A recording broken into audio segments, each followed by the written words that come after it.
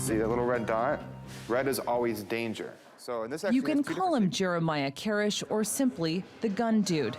If you stop at a shop in Virginia, he'll teach you about firearms and even make you a latte. But he won't sell a weapon to just anyone. Recently, we had a gentleman come in and say he needed a firearm because somebody tried to stab him. Never had a firearm before in his life, never had even shot before, wanted to walk out the door with a firearm, and the result was he left with mace. We wouldn't sell him a firearm. But sometimes the warning signs aren't as obvious. The number one cause of death by firearm is suicide, and we did experience a tragedy like that here. In that instance, how did you feel personally, knowing that your shop had sold a gun to that person? It was quite the letdown. It was a big question of what else could I have done? What else could we have done?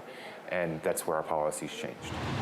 The harsh reality in America is that guns do get into the wrong hands.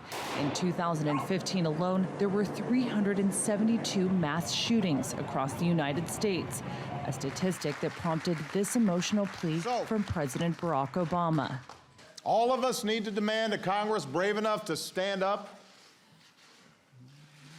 to the gun lobby's lies. That lobby, led by the National Rifle Association, stands in the way of tighter gun control laws. Never fight if you can avoid it. But when you must fight, don't lose. The NRA is an organization with deep pockets, willing to pay millions of dollars for influence. And it should come as no surprise that some of its most loyal members hold some of the highest offices in the land. Despite the perception by some that Americans love their guns, gun ownership has actually decreased over the last few decades. In the late 1970s, more than 50% of U.S. households owned at least one gun. Today, it's only around 30%.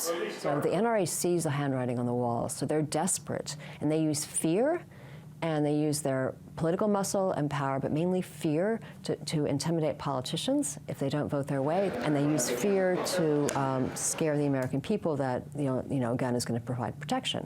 All the public health data shows that that's not the case. Karish says most of his clients come in looking to buy a gun for self-defense, but he'll be the first to admit not everyone should own a firearm. We are about responsible firearms owners and reasonable gun control. Is a more stringent background check necessary?